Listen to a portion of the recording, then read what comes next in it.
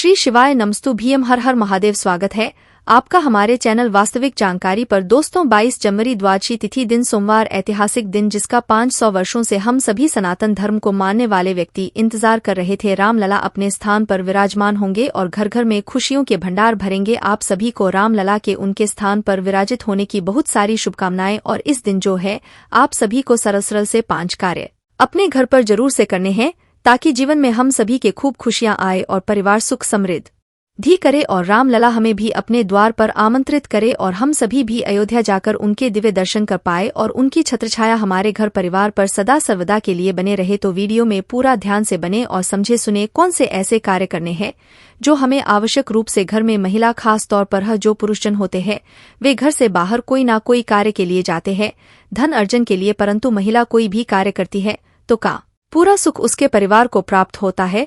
तो सरल से इन कार्यों से आप अपने जीवन को सुखमय बना सकते हैं। यह कार्य शास्त्र प्रमाणित है और अपने आप में अद्भुत है।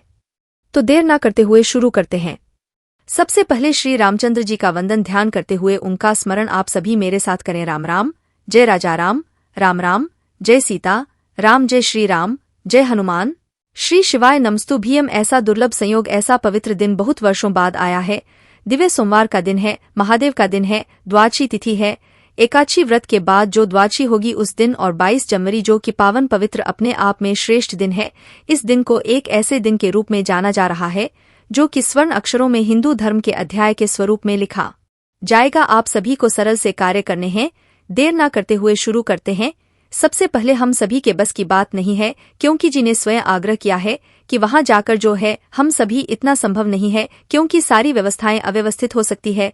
ऐसी स्थिति में प्रत्येक भक्त चाहता है कि श्री रामलला के वह दर्शन करें, परंतु हमें घर से ही अपने टीवी के माध्यम से यह चीजें प्रसारित होंगी। भविष्य में हम दर्शन कर पाएंगे सुंदर तरीके से। ऐसे में आप सभी को घर पर सबसे पहले रामलला को जो बहुत प्रिय होता है, देखिए जिस दिन कोई विशेष कार्य होते हैं, हमारे घर पर मेहमान आते हैं या जो होता है उसके अनुसार हमें अपने कपड़ों का चयन करना चाहिए। इस दिन पीतांबर अर्थात पीले रंग के कपड़ों का आप सभी को चयन करना चाहिए। ऐसी मान्यता है, रंगों का अपना एक श्रेष्ठ महत्व है, एक श्रेष्ठ कार्य है। ऐसे में आप सभी पीले रंग के कपड़ों का चयन करें सबसे पहले। उसके बाद आप जो है अपने दिन की शुरुआत अपने घर के दरवाजे पर रंगोली बनाने से करें।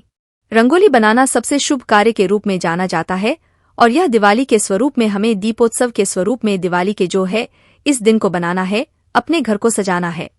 तो सबसे पहले घर की देहली से ही माँ लक्ष्मी, श्री रामचंद्र जी, श्री हरि विष्णु महादेव हमारे घर पर प्रवेश करेंगे। इस भावना से आपको घर के दरवाजे पर आवश्यक रूप से रंगोली बनानी है। रंगोली प्रत्येक हिंदू धर्म में शुभकामना होती है। चाहे तो फूलों से रंगोली बनाए, चाहे तो हल्दी कुमकुम से रंगोली बनाए, इच्छा आपकी है। घर के दरवाजे पर सबसे पहले आपको यह कार्य करना है।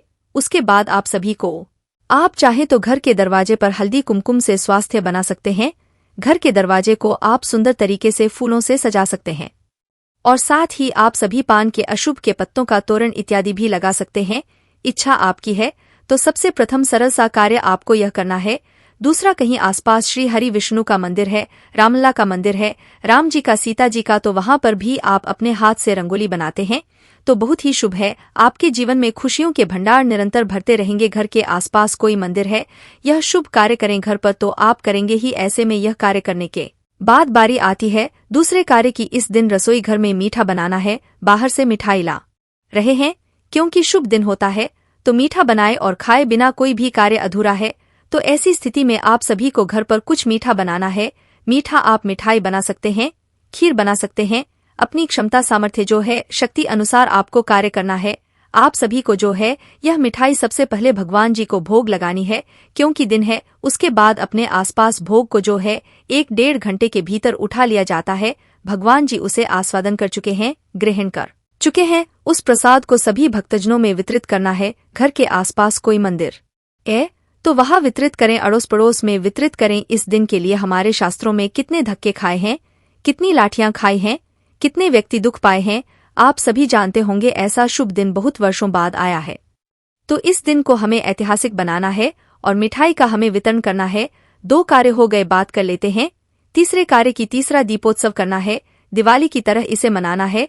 तो राम ज्योति कैसे लगानी है, इसका वीडियो पहले ही चैनल पर आ चुका है और कब कितने दीपक लगाने हैं यह भी बताया जा चुका है। कृपया उस वीडियो को भी जरूर से देखिए। तो आप सभी को घर के मंदिर में राम ज्योति बनानी है, लगानी है, और जो है आपको राम दीप लगाना है। घर के मंदिर में सरल सी पूजा करनी है। राम जी की प्रतिमा फोटो करके विराजमान करके वीडियो पहले ही दिया गया है, कृपया उसे देखिए पूरा। अगर और बताने लगूं तो वीडियो काफी लंबा हो जाएगा। तो राम ज्योति लगानी है आप सभी को, साथ ही आपको दीपक लगाना है। अब दीपक जो है जैसे हम दिवाली में दीप लगाते हैं ना, घर के दरवाजे पर या अपनी क्षमता सामर्थ्य अनुसार आप किसी मंदिर में, परंतु घर पर तो जरूर से लगाने ही है। अब कितने 5 कम से कम दीपक आपको लगाने चाहिए? मेरे जो सब्सक्राइबर है उनका प्रश्न है कि घी का दीपक लगाना है या तेल का? आप इच्छा शक्ति सामर्थ्य अनुसार है, आप घी का लगाएं, तिल्ली के तेल का लगाएं। इच्छा आपकी है, आपके पास जैसा है, भगवान जी ने जो दिया है उसे तेरा तुझको अर्पण किया लागे मेरा, इस भावना से आपको समर्पित कर देना है। इस तरह से आप सभी को सरलतम भाव से दीपक लगाना है। दीपक हमारी पूजा पाठ का साक्षी होता है, हम सभी जानते हैं। दीप प्रज्वलित होता है तो उस घर की शोभा अलग ही होती है। हमारे पितृ देवी देवता, हमारे सभी देवी देवता उस घर में स्वयं ही वास करते हैं, प्रवेश करते हैं। तो आपको जरूर से लगाना है।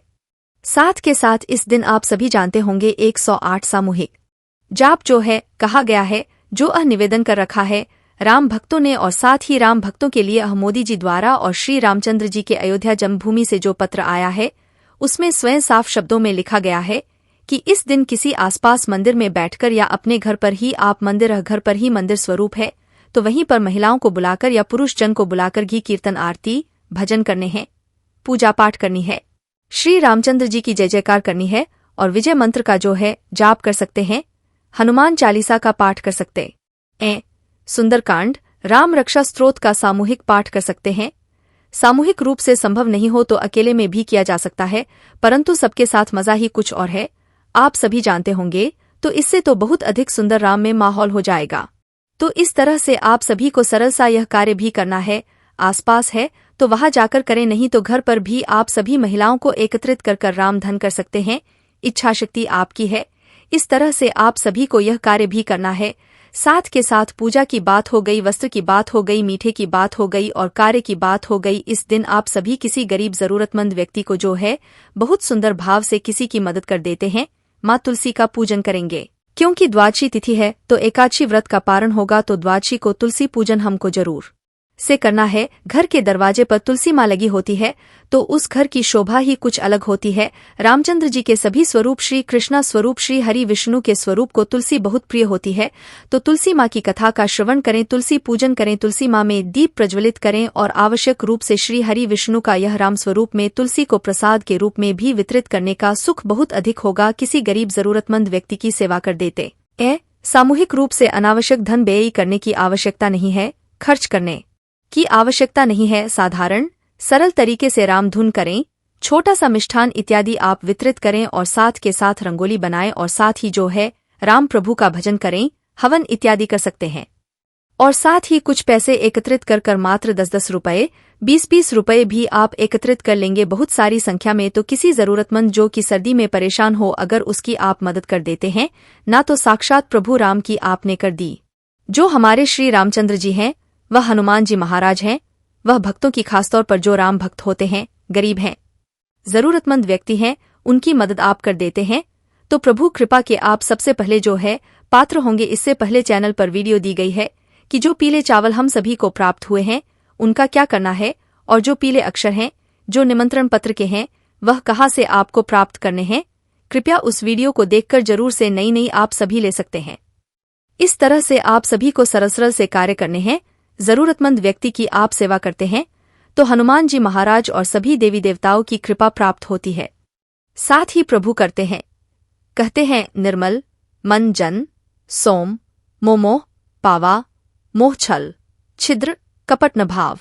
सबसे पहले अपने मन को निर्मल करें, साफ स्वच्छ करें, प्रभु अपने आप प्रसन्न हो जाते हैं। छोटी सी पूजा भी आपके लिए मान्य होती है। साथ ही श्री रामचंद्र जी के जो गुण हैं उन्हें जीवन में करने का प्रयत्न करें। सर्वे भवन्तु सुखिना, सर्वे सन्तु निरामया, सर्वे भद्राणी, सभी जन सुखी रहे, सभी निरोगी रहे और सभी के जीवन में कल्याण हो। इस भावना से श्री रामचंद्र जी की जो आप धुंध लगाएंगे अर्थात जो जोत जलाएंगे वहां आप प्रार्थना करें। श्री रामचंद्र जी, बालाजी महाराज, हनुमान जी आप सभी के लिए प्रार्थना करेंगे तो उन सब में सबसे प्रथम नंबर आपका आएगा, तो ऐसी प्रार्थना आपको है कि हे श्री रामचंद्र जी सभी का कल्याण हो। तो हनुमान जी महाराज और श्री रामचंद्र जी, श्री हरि विष्णु, आप देखते हैं सोमवार के दिन की यह व्यक्ति सभी का सुख चाहता है, तो उन सभी में सबसे प्रथम नंबर आपका होगा। तो इस तरह आप प्रार्थना करें, इस तरह से पूजा करें और साथ के साथ आप भगवान जी से प्रार्थना करें कि भगवान जी हमें भी आपके दर्शन कराने का मौका दें और हमें भी अयोध्या बुलाएं। बहुत जल्दी ऐसी प्रार्थना करें, क्योंकि यह सौभाग्य बहुत लोगों को प्राप्त होता है कि भगवान जी उन्हें बुलावा दे। कई भक्तजन होता है जीवन भर सोचते रह जाते हैं, परंतु भगवान का उन्हें बुलावा नहीं आता, उनके दर्शन करने को नहीं मन होता है। तो सबसे पहले तो इन चीजों के लिए प्रार्थना करें, भगवान जी आपको बुलाएंगे। जय श्री राम। आपको बहुत बहुत शुभकामनाएं। जय श्री राम। श्री शिवाय नमस्तु। भीम हर हर महादेव।